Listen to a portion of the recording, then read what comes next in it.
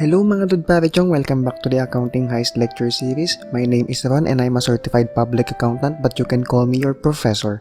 In this episode, we're going to talk about the types of business structures or types of business organizations before we go deeper into the other phases of the accounting cycle. By the way, if you missed our first two episodes, we put the link to those videos in the description below.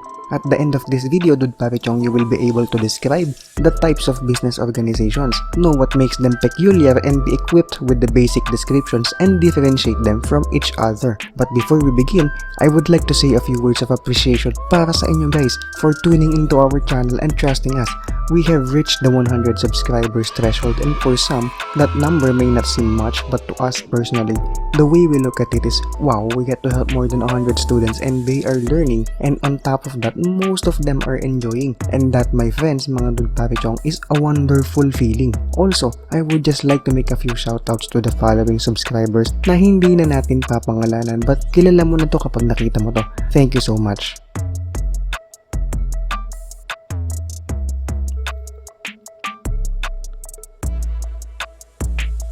Lastly, thanks to all the beautiful people who responded to our mini quizzes that they enjoyed the lessons. To those naman who said that they didn't enjoy it, thank you din, no? Rest assured, in every video we will try to improve and get better. Shoutout lang din to my former students, the awesome, handsome, and beautiful people BSA 3, BSA MA 3, and BSA MA 4 batch 2018. Thanks for the support guys, you know who you are. Thank you everyone, and I hope madami pa tayong pagsamahang virtual lessons to come. Again, my name is Ron, certified public accountant, and this is Accounting HAIST Episode 3.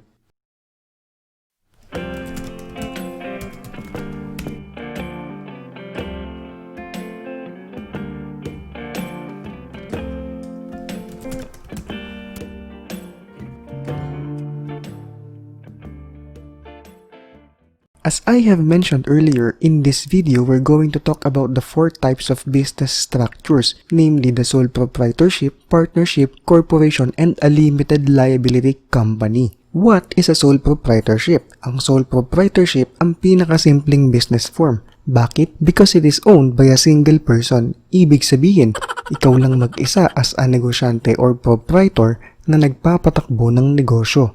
Anong implikasyon nun? Sa accounting books, meron lamang iisang owner's equity account at ang profit or loss ay purely sa'yo lang as a proprietor. However, in the eyes of the law, you and your business are considered as one. Ano namang ibig sabihin nun? Ibig sabihin, ang utang ng negosyo mo ay utang mo din. Kapag nadusta ang assets ng negosyo mo, your creditors o mga pinagkakautangan mo ay may habol up to your personal asset. In the income of your business will be treated as part of your taxable income because the sole proprietorship is not considered as a separate legal entity.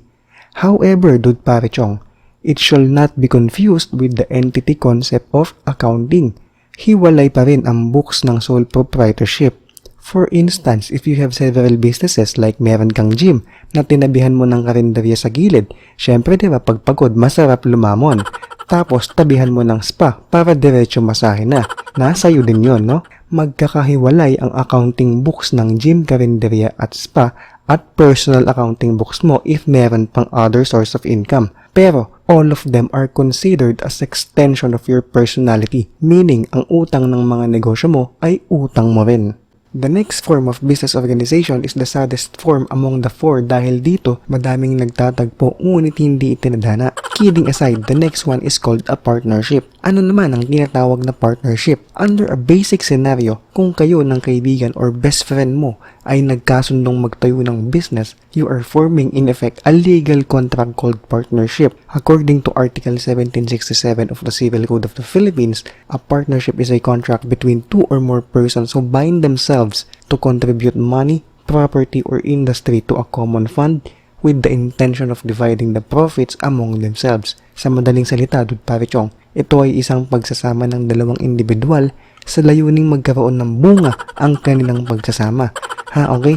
Parang nakakatawa, di ba? Pero yun ang sinasabi ng batas, Dudparichong. Ang bunga na tinutukoy natin dito ay syempre profit. Wala nang iba, Dudparichong, ha? For your information din, the law treats the partnership as a separate legal entity. Meaning, kung ikaw at ang quote-unquote kaibigan mo ay bumuo ng partnership, meron tayong third entity na mabubuo bukod sa inyong magkaibigan. Ito yung partnership as a separate legal entity, meaning ang income, assets, liability ng partnership ay pertaining to the partnership in its own right and existence. Kung ikaw ay treated as an individual being a natural person, the partnership is also an individual, but it is a juridical person through fiction of the law. Pero, although the partnership exists as a separate legal entity, the law holds the general partners personally liable to the liabilities of the partnership. Meaning, just like in a sole proprietorship, the liability of the partnership can extend up to their personal assets. In terms of accounting naman,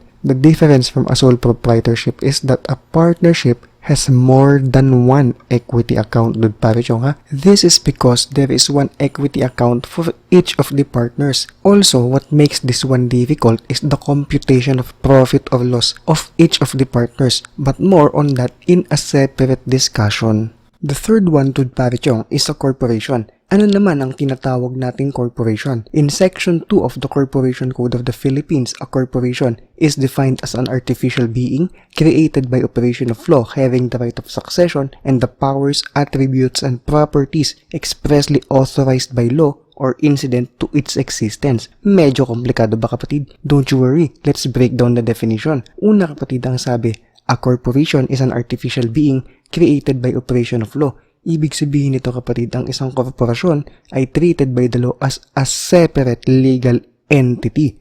Meaning, it is a separate being living through the fiction of law.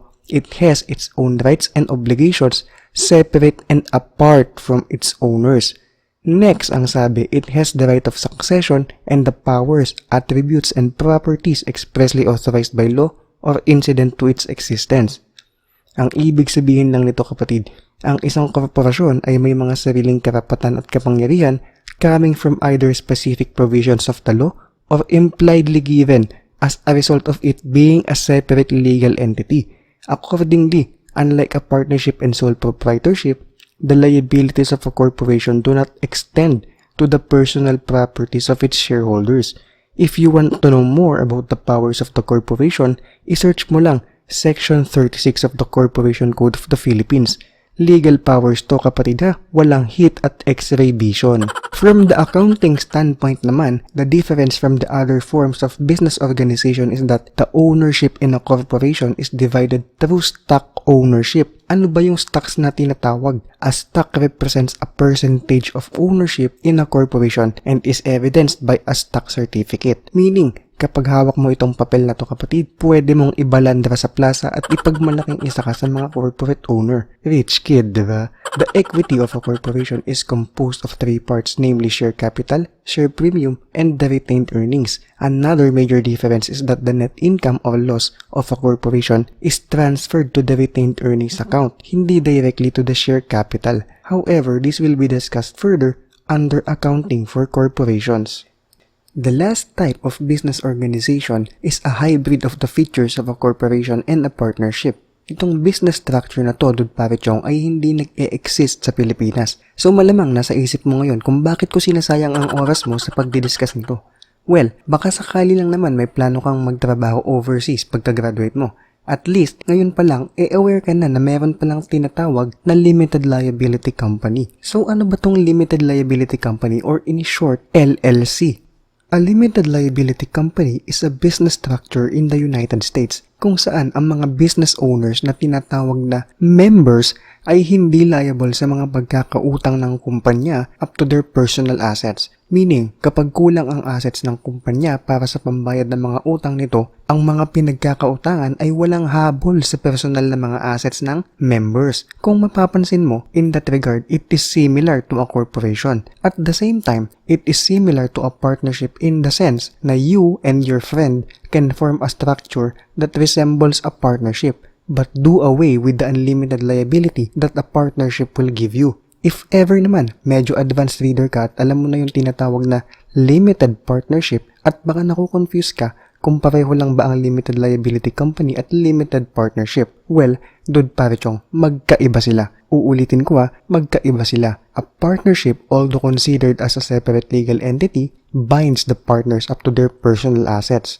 On the other hand, a limited liability company is more like a corporation in terms of the extent of the liabilities of its owners. In addition, the laws governing partnerships and limited liability companies are different, meaning magkaiba sila ng rights, powers, organization requirements, rules to comply with, etc. Sa ngayon, binigyan lang muna kita ng overview kung ano-ano ba ang types of business organization na ma-encounter mo sa accounting.